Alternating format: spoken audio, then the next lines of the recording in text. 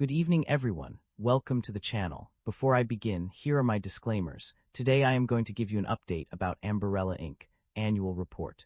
Ambarella Inc. provides a wide range of businesses and services that cater to various industries. The company's primary offerings include low-power system-on-a-chip, SoC, semiconductors, and software for edge and physical artificial intelligence applications. In the automotive field, Ambarella offers solutions for video recorders, electronic mirrors, front advanced driver assistance systems, AI telematics systems, cabin monitoring systems, and driver monitoring cameras. The company also provides central domain controllers for autonomous vehicles in the autonomy sector. Beyond the automotive industry, Ambarella's solutions are used in various IoT applications, including enterprise and public-class home security cameras. Additionally, the company's products are utilized in enterprise, home, public spaces, and consumer applications such as video conferencing, access control, healthcare, medical, and virtual reality applications. Ambarella licenses software modules and sells its solutions to original design manufacturers, original equipment manufacturers, automotive markets, and Tier-1 suppliers through direct sales forces and distributors. The company operates globally, with a presence in Taiwan, the rest of Asia-Pacific, Europe, the United States, and the rest of North America. The income statement shows that the company revenue have been declining annually and operating income have not been increasing. This shows that the business is under pressure with rising cost and its management is unable to expand the business. The net income of the company experienced a decline over the past 3 years, decreasing from $238.5 million in 2026 to $226.1 million in 2025, and further to $215.1 million in 2024. This decrease was attributed to various factors including write-downs of inventory, impairment of investment or other asset values, volatility in effective tax rate, costs associated with litigation, and reduced gross margins due to adverse purchase price variances and manufacturing cost variances.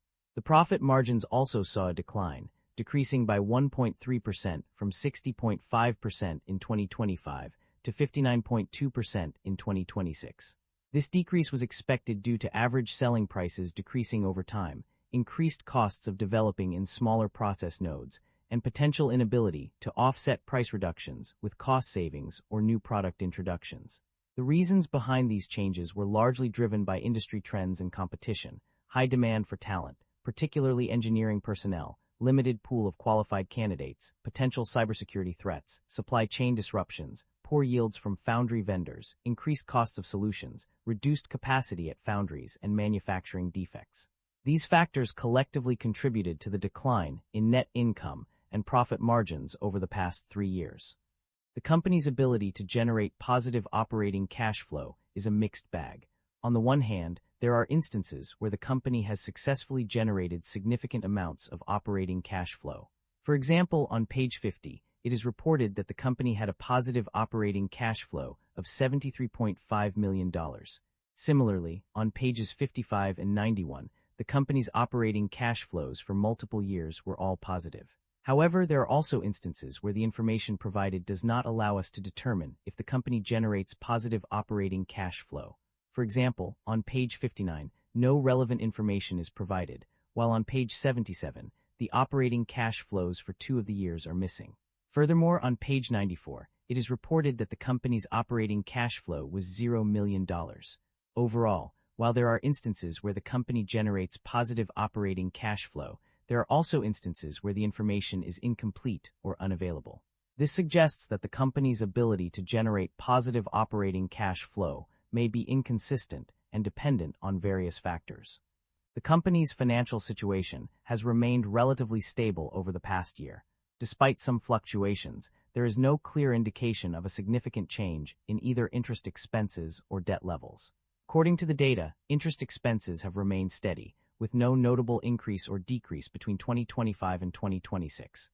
Similarly, the total debt securities have increased by $28,511, but this represents only an 18.7% growth from the previous year. Overall, these figures suggest that the company's financial health has not undergone any significant changes in recent times. The performance of various regions and segments has been a mixed bag. On the positive side, Taiwan has shown significant growth, with its employee count increasing to 372 as of January 31, 2026. Additionally, revenue in Taiwan increased from $179,324 in 2025 to $271,928 in 2026, while net loss decreased by a substantial amount. In North America, excluding the United States, revenue also saw an increase from $18,074 in 2025 to $21,833 in 2026. These regions have demonstrated improvement and growth in their financial performance. However, not all regions have fared as well. China has been plagued by risks such as trade restrictions, local supplier requirements, and government-backed customer incentives.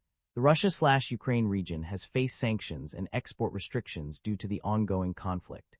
In Asia-Pacific, excluding Taiwan, revenue decreased from $61,663 in 2025 to $71,032 in 2026.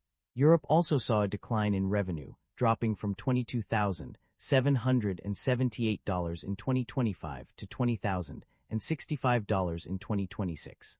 These regions have struggled with financial performance and are facing various challenges. The management of the company is optimistic about its outlook and has outlined a clear strategy for growth. The key driver of revenue growth will be expanding within camera markets with AI technology, particularly in IoT markets. To achieve this goal, the company plans to invest heavily in research and development (R&D) to enhance and expand its product features and offerings. The management is aware that increasing R&D expenses and selling, general and administrative (SG&A) expenses are necessary for growth, but they are also focused on reducing costs through cost reduction initiatives. The company's investment strategy aims to preserve capital and provide liquidity and income without significantly increasing risk. Geographic expansion will be a key focus area, with the company targeting emerging applications and markets such as AI and computer vision functionalities. However, the management is also aware of the risks associated with customer concentration, which may impact revenue growth if sales to a limited number of customers decline. Overall, the company's strategy appears to be centered around investing in R&D, expanding into new markets with AI technology, reducing costs, and preserving capital through investment activities. By focusing on these areas, the management is confident that the company will achieve its growth objectives and remain competitive in the market. The company's dividend and share buyback policies have been notable aspects of its financial management strategy. Notably, the company has not paid any cash dividends to its shareholders, indicating that it prefers to retain earnings within the business rather than distribute them as returns on investment. On the other hand, the company has engaged in share repurchases, with a significant transaction occurring in fiscal year 2026. In this period, the company repurchased a total of 24,152 ordinary shares for approximately $1 million in cash. This move reflects the company's focus on returning value to its shareholders through alternative means, rather than traditional dividend payments. Concerns about inventory buildup and supply chain disruption are prevalent in the industry. On page 27, it is mentioned that there are concerns about inventory buildup and supply chain disruption. This concern is echoed on page 29, where inventory buildup and supply chain disruption are highlighted. The semiconductor industry is particularly vulnerable to these issues. Page 30 notes significant shortages of capacity in the industry, lengthening manufacturing lead times for products.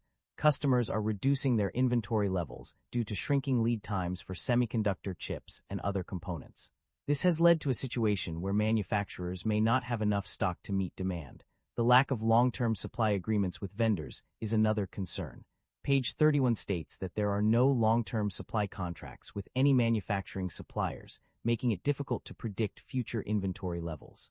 Additionally, page 32 notes that there are limited capacity at foundry vendors and potential for reduced deliveries on short notice. Distributors also play a crucial role in the supply chain, but their accumulation of excessive inventory can lead to inventory buildup. Page 33 mentions that distributors accumulating inventory levels in excess of future anticipated sales can result in temporary or permanent loss of revenue if the relationship with them is terminated.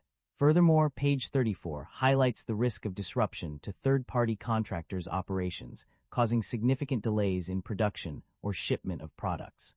The manufacturing purchase commitments inventory of $80,436 with all due within 1 year as mentioned on page 57, also raises concerns about inventory buildup and potential supply chain disruptions.